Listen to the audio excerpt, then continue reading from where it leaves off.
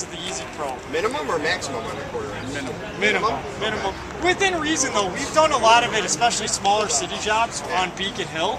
It's just going to take you longer to get into. Just don't do it like on a Holland stone, something that has a lot of joints and they're real narrow.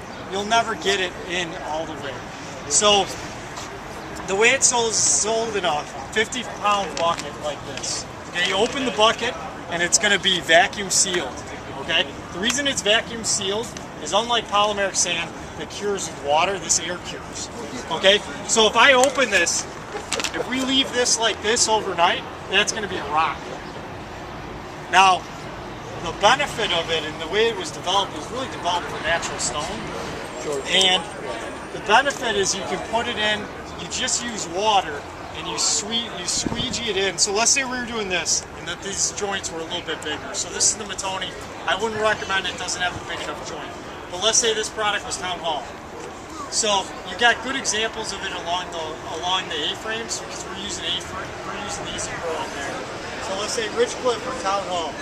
We would basically wet this down, okay? We would get the buckets. It's going to be the same as polymeric sand because it's 50 pounds, so you're going to get the same kind of coverage rate that you get with it. I'm going to start out by wetting the entire thing down. The reason we do that is it's epoxy based. It leaves like a epoxy resin behind. If you don't wet it down first, it'll kind of be blotchy on the surface of the pavers. Okay, so we're going to wet it down, then we're going to dump it out. Then we're going to use water and a squeegee and squeegee it in to the joints. So you're making this almost like a soup. Almost. It's going to be really liquidy. Yeah, there's going to be a lot of liquid. And then we're going to use that water. And instead of like polymeric sand, how do you get it compact down? We run a plate compactor, right? This we're going to already have plate compacted, okay? So we're going to use that water and say like it'll look like it's all filled in. We're going to get the water there and you'll see a drop, and then the guy will squeegee more in, okay? So you squeegee it in, everything. You're putting water in it. It's not dropping anymore. We think we have a really good fill. If you got a bigger joint, something like Thornberry, some guys will even take like an S-joiner and kind of compress it into the joint.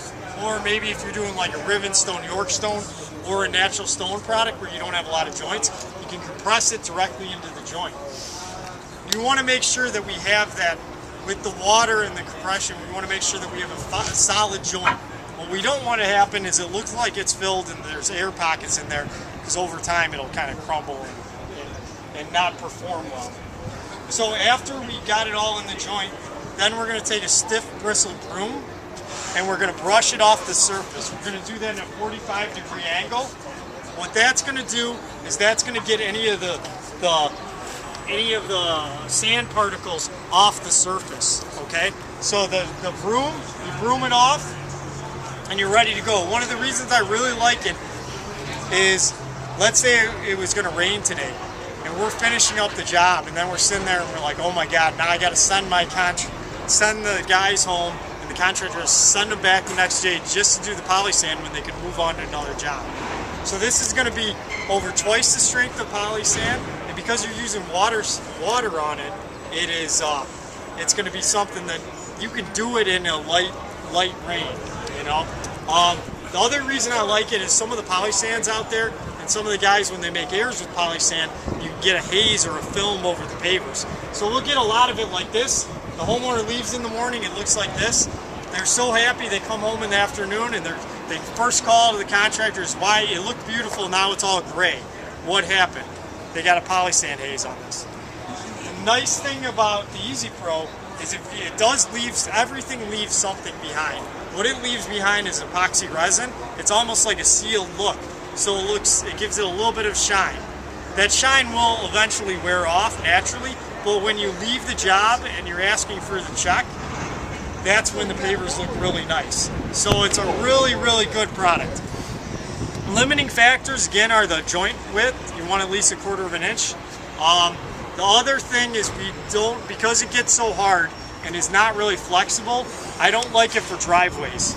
Driveways are not the best application because you'll start to see it break down because it doesn't have that softening up and giving that a polymeric sand will. So, but it's a really nice product, and things like Richcliffe, Portstone, Town Hall, Thornberry, those are products that are like slam dunks with it. It does really well with a regular flagstone if you sell any of that.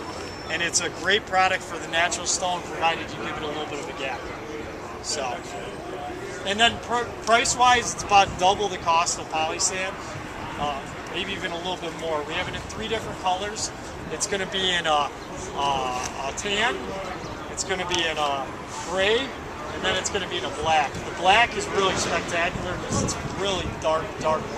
How was reacting to clay pavers? Clay pavers, it works well provided there's enough of a joint. Where you will have a problem is if they're real tight. You know, if they have no lugs, you know, even with the lug, you're going to have to spend a lot of time to get in. So when